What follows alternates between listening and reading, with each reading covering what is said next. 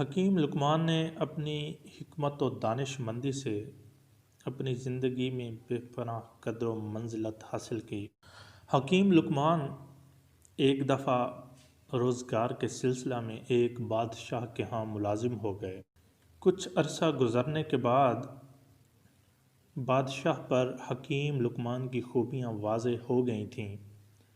اس نے دیکھ لیا تھا کہ یہ شخص حرص و ہوس سے پاک صاف ہے، اس کے دل میں کوئی کھوٹ نہیں اور اس کی زبان پر سچ کے سوا اور کچھ نہیں آتا۔ بظاہر وہ بادشاہ حکیم لقمان کا آقا تھا، لیکن حقیقت میں وہ ان کا غلام ہو گیا تھا۔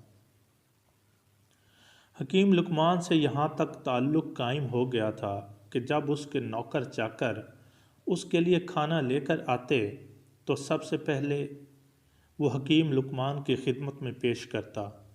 جو کھانا بچ جاتا وہ خوش ہو کر کھاتا۔ اگر کبھی حکیم لقمان کھانا نہ کھاتے تو وہ بادشاہ بھی کھانا نہ کھاتا۔ ایک دفعہ بادشاہ کے کسی دوست نے اپنے باغ میں سے ایک بڑا ہی خوش رنگ خربوزہ تحفے میں بھیجا۔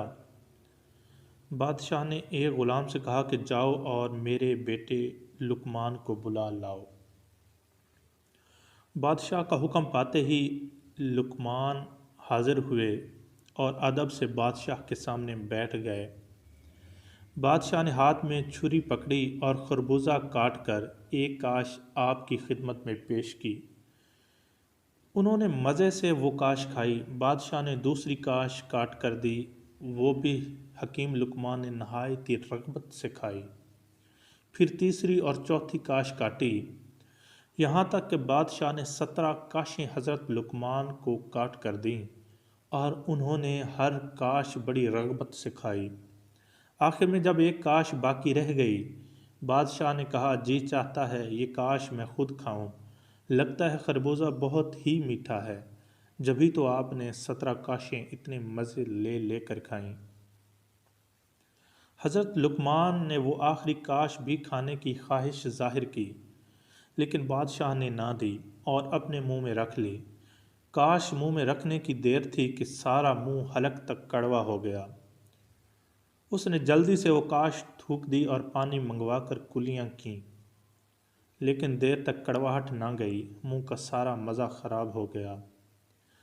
اس نے نہایت ہی تعجب سے حضرت لقمان کی طرف دیکھا اور کہا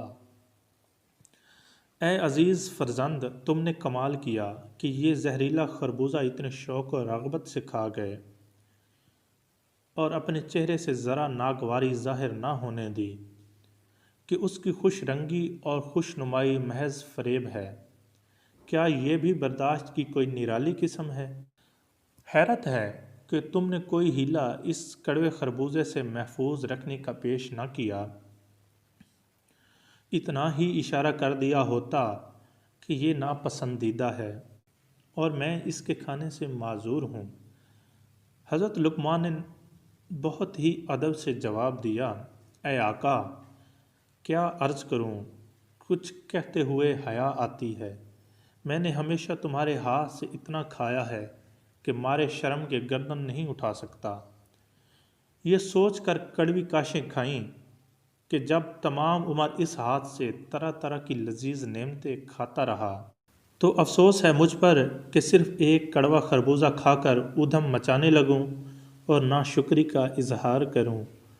حقیقت یہ ہے کہ تمہارے میٹھے ہاتھ نے اس خربوزے میں کڑواہٹ چھوڑی ہی کہاں تھی کہ میں شکایت اپنی زبان پر لاتا۔